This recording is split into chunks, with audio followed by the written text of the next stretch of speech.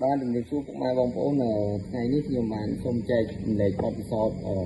kẹt con chỉ một chương trình video lực muốn kẹt con chỉ một kịp nhà chịu ở cột máu làm bậy tụ tọt lấy rồi gặp bánh lấy kế ta mở cha tay để sang miền bông phố quạt cầm ấn xôm oi miền bông phố gặp cha máu thay xôm ở phơ tam telegram đó cho vào sân chịu cha tam telegram nhưng phơ mấy hai cái chạm tích video muốn coi như mở phơ tam mở cha nó không iPhone đá hay videoนี้ก็ยังเฟิร์ក្នុងឆាតនៅក្នុង Telegram ក្នុង iPhone ដែរពាក់ព័ន្ធជាមួយនឹងយើងធ្វើតាមកម្មទូរស័ព្ទ Android ខ្ញុំនឹងព្យាយាមធ្វើឲ្យបងប្អូនមើលភាសាទៀតតែគេធ្វើវាមិនអញ្ចឹងដើម្បីកុំឲ្យខាត់ពេលយូរយើងចូលទៅហៅថាគេផ្ញើ QR code មកដើម្បីឲ្យយើងគេទូទាត់ថវិកាឲ្យយើងត្រូវទូទាត់ថវិកាឲ្យគេឬក៏បាញ់លុយគេយើងត្រូវចូលមកក្នុង Telegram របស់គេមកអាហ្នឹងយើងមិនបាច់ save QR code ឲ្យងាយៗដាក់ក្នុងទូរស័ព្ទយើងឯនាំទៅច្រឡំអញ្ចឹងយើងចូលមកក្នុងQR code បាទ QR code ដែលនេះ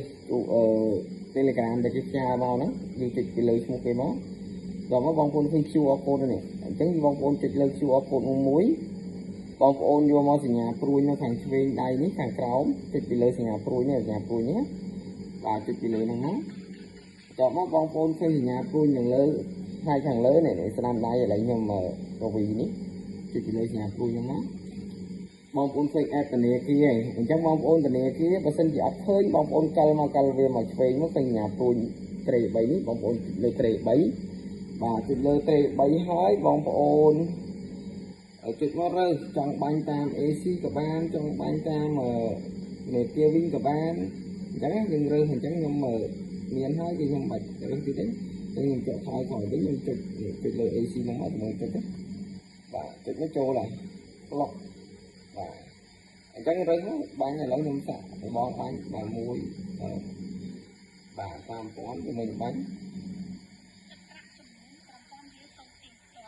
បាទបាញ់ហើយបងប្អូនឃើញអញ្ចឹងយើងទៅមើលក្នុង photo របស់ខ្ញុំអត់បាន save នេះក្នុង photo របស់ខ្ញុំអត់បាន save នេះទេខ្ញុំអត់បាន save QR code កាត់ទុកអីឃើញណាបាទអញ្ចឹងយើងមិនបាច់ចាំ save វិញញ៉ៃឲ្យច្រឡំទេបាទងាក save មួយនេះមួយហើយជាពិសេសបងប្អូនដែលមានទូរស័ព្ទមួយគឺស្រួលតែម្ដងមិនបាច់ចាំscan ថតចុះថតឡើងផ្ញើឡើងទេបាទអញ្ចឹងខ្ញុំមានតែប៉ុណ្្នឹងសូមអរគុណបើសិនគិតថាមានប្រយោជន៍សូមជួយ share ផងបាទសូមអរគុណ